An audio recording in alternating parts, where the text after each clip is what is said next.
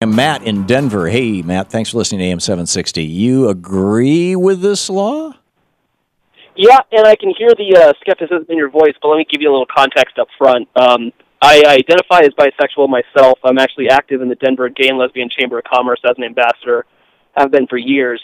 But yeah, actually, I do think that a small business, I actually like the idea of anti-gay businesses making themselves known. And the biggest reason is that the court of public opinion is weighing in on the anti-gay thing, and Right. those folks are losing. If I went into a shop and I was holding hands with a boy and they told me to get lost, I would do the same thing anyone with a smartphone would do. I would take a video of it, throw it on YouTube. I'd put a review on Yelp. I'd put it up on Facebook. And really, my suspicion is those people would lose more revenue than they would gain in loyalty. Yeah, but once again, you're making the argument that Richard Nixon was making in his debate with John Kennedy back in the day, back in 1960, that the marketplace should decide these things. And Kennedy's response was, no, it's wrong.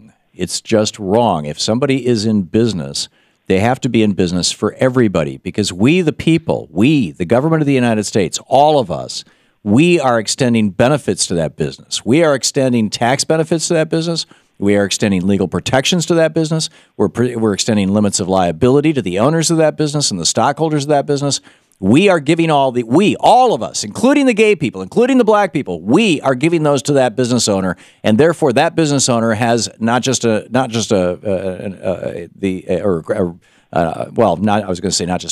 obligation, a requirement to make that business available to all of us. Try to knock that down. I from. And when you make an analogy to sort of like the African American movement, it sounds like a much stronger argument. But the plight of gays in this country, although there continue to be several civil rights issues that we continue to face, it's not literally the same thing. We were never plucked from another continent and shipped overseas, and we were never made to be slaves and so forth. It's just not. But the same is true of people who came to this country from Africa and are first, second, third, fourth generation immigrants, but still they're treated in contemporary society the same way. I mean, Barack Obama has no slavery in his ancestry, and yet he himself tells stories of walking by and having people lock their cars. So it's not limited. This has nothing to do with the history of slavery. I mean, this history of slavery informs this, but this is not specifically about that. We're not talking about reparations here. Sure.